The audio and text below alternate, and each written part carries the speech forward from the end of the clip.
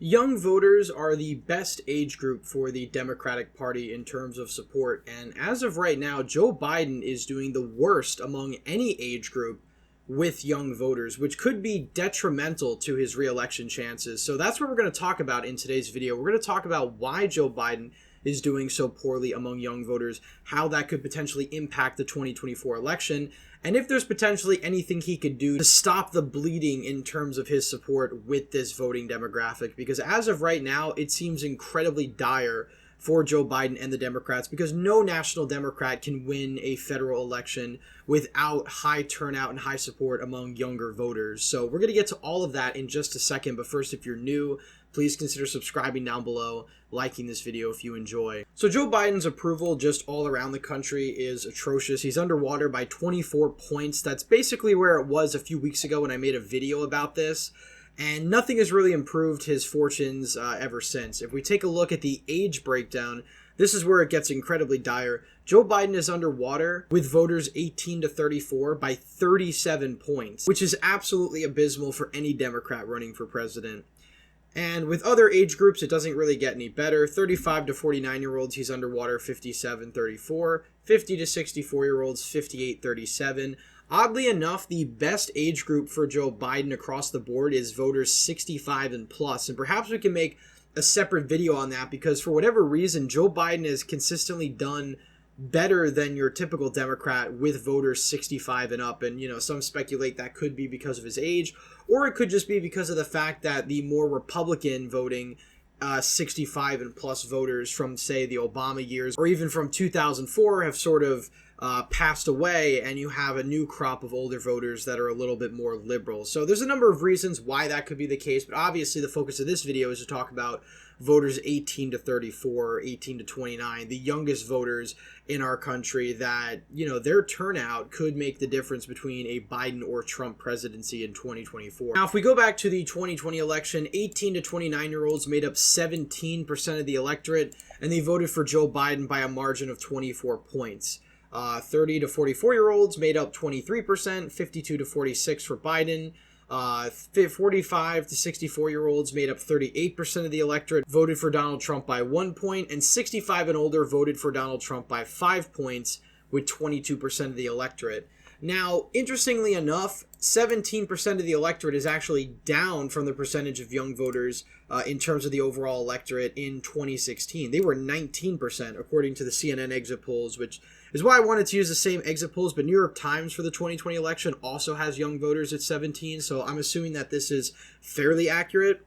But this is interesting because younger voters made up 19% of the electorate, but Hillary Clinton only won this group by 19 points as opposed to 24. So that obviously was part of the reason why she lost the 2016 election. Now, she won the popular vote off of this, but it wasn't enough to win the Electoral College, because in the states that she really needed higher youth turnout, places like Pennsylvania, places like Wisconsin, Michigan, it just wasn't there.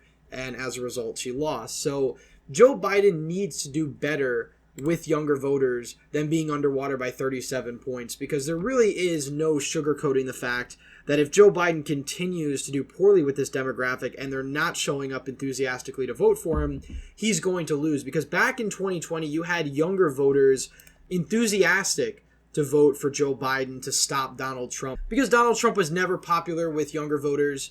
So obviously there was an invested interest to get him out of office. But now that Joe Biden has been in office, young voters in particular are most dissatisfied with him, mainly because their financial situation is a lot worse off than their parents. And, you could attribute some of that to Joe Biden's policies, but certainly not all of it.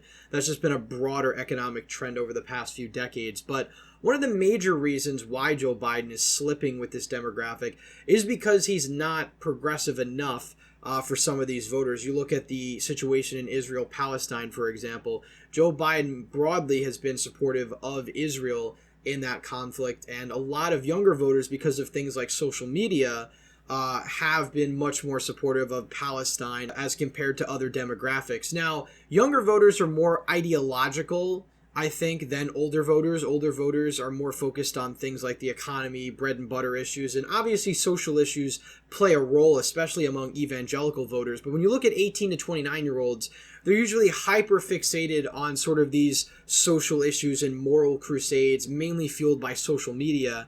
And since they see Joe Biden as insufficiently progressive, that's why you're seeing such poor numbers among them. Now, some of these are obviously younger conservatives as well, but, it's no secret that conservatives make up a very small minority of 18 to 34-year-olds. Most of these are moderates to progressives who are unhappy with Joe Biden's performance in office overall because of the things I mentioned. Student debt is also another thing. Their economic position is not good. Now, I don't think the majority of these voters are going to vote for Trump, not by any means, but if these voters stay home or potentially vote for a third party, somebody like Cornel West or RFK Jr., that could also cost Joe Biden the election because the election is very close. National polling has Donald Trump up by 1 percentage point. If Republicans are winning the popular vote in a presidential election, they're going to win the election.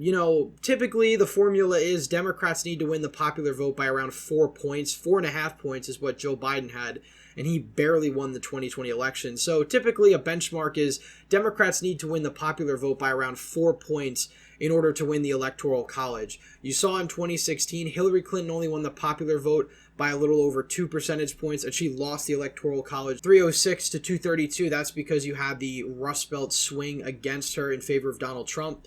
Now, this isn't a, tried and true formula because George Bush won the 2004 election popular vote by around 2 points and narrowly won the Electoral College. But, you do see this talking point from some on the left that Democrats need to over-exceed when it comes to the popular vote margin to translate into an Electoral College victory. And that's really because their core constituents are concentrated in heavily small urban areas. And that's why you typically see, as a rule of thumb, Republicans more favorable in a more neutral map in House elections because Democrats have cities, for example, that vote 82-15 for their candidates, very tightly compact geographically, whereas you have Republicans that have the geographical advantage where most of the state's land area is controlled by Republican counties, and Republicans are winning these counties by 35-40 percentage points. So that's another reason why Democrats are at a disadvantage. They're really just the party of urban America and sort of the suburbs surrounding it. Republicans have the geographical advantage, which is usually why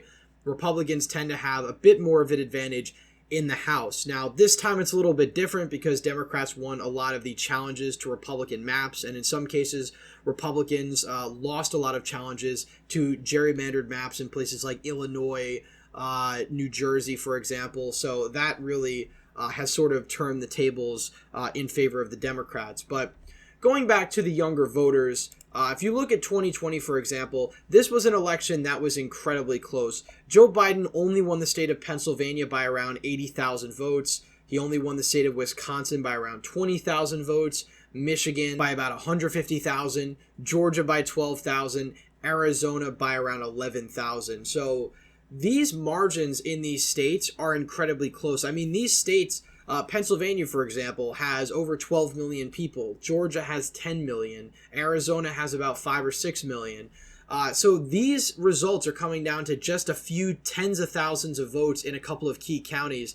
And turnout that drops among young people is going to have a very negative effect on Joe Biden. Now, a way to improve this, I think, would be very difficult. I think for starters, you would need the conflict in Israel-Palestine to be resolved before the election. I think if that continues to be a major issue while the election is going on, I think you're going to see sort of a revolt among younger voters, particularly in Muslim communities in places like Dearborn, Michigan, the Somalian community in Minneapolis, even places like Maine where you have sort of a influx of Somali immigrants coming to places like Portland. These are Muslim voters who are very unhappy with the way Joe Biden's handled the situation. And if it still continues to be a major media story, he's certainly going to be negatively impacted by it. As for Trump's case, I think it's really hard for Donald Trump to do well with young voters just because young voters, like I mentioned earlier, are so ideologically progressive, left-wing. Part of that is because of higher education. Also, part of it is social media. So it's very hard for somebody who's a conservative Republican to sort of break through to that demographic. I think the best thing Donald Trump could hope for is that he makes some marginal gains with younger voters, but mainly that a lot of these voters just stay home and don't vote for Joe Biden or vote for third-party candidates. So you have to make these voters dissatisfied with Joe Biden, which, of course, again, back to the polls, they're very dissatisfied with Biden, in order to get a Republican in office. This election is going to come down really to just about 4 states in the country. I mean, if you look at Michigan, honestly, I still think it probably is leaning in Joe Biden's direction. It's not impossible for Trump to have an upset there. Again, like I mentioned, the communities in places like Dearborn, Michigan, if their turnout is significantly down, you could see potentially Donald Trump squeak through. But I think it's going to be made up for the fact that you're still going to have, by and large, suburban voters in the Rust Belt probably backing Biden. Because there's really been no polling evidence to indicate the contrary. You know, Biden is doing terrible with rural voters. I wouldn't be surprised if, you know, the rural parts of Michigan, for example, get redder than they were in 2020. But it's places like Grand Rapids, for example, or Oakland County, where I think Donald Trump is going to struggle to break through with these suburban voters. Now, again, maybe they felt the economic impacts. They're ready to hold their nose for Donald Trump. But at this point in time, I still think there's really no evidence to indicate that these voters are going to come back. So Donald Trump is really going to have to rely on higher rural turnout, better rural margins, and then possibly chipping away a little bit at the minority vote in places like Wayne County, which, interestingly enough, from 2016 to 2020 only shifted 1 point to the left. It was really places like Kent County, Michigan, trending nearly 10 points to the left. Ottawa County, nearly 9 points.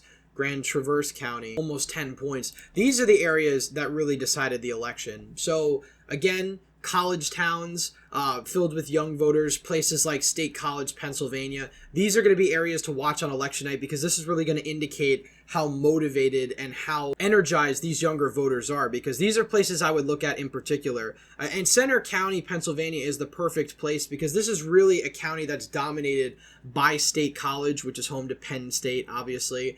And, you know, if Donald Trump is doing better than expected in a place like Center County, that could be an indication that more broadly he's struggling with younger voters, which is obviously a very good sign for Donald Trump. But we still got months to go. I think there's obviously going to be some shifts in the polls here or there. But the one thing that's been constant over the past year or so is that Joe Biden has been doing very poorly with voters under 18 to 35. And, you know, that's not a position where Barack Obama was back at this point running for re-election in 2012. He was leading with these voters quite substantially. Anyway, that's it for today's video. Please leave a thumbs up if you enjoyed, subscribe to the channel, hit the bell notification so you miss any more videos I put out. As always, again, thank you all for watching, and I hope to see you in the next one.